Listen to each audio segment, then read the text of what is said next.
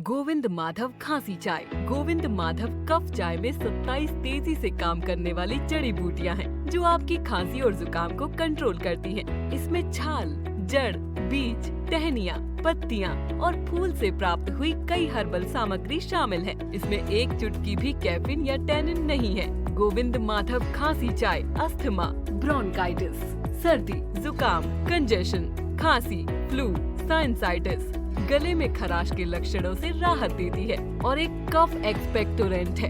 ये रमणीय, पुनरुद्धार, स्वादिष्ट स्वाद के साथ काली चाय की शानदार विकल्प है और इसका शरीर का कायाकल्प प्रभाव और स्वास्थ्य लाभ उत्कृष्ट है। ये गहन चिकित्सा गुणों के साथ तनाव कम करने वाला, सफाई करने वाला, विषहरण करने वाला, पाचक, हल्का मीठा और हल्का सुगंधित आसव है। ये सभी उम्र के लिए चाय है। ये एंटीऑक्सीडेंट है, टॉक्सिन्स को दूर करती है और प्रतिरक्षा में सुधार करती है और तनाव से मुक्ति देती है।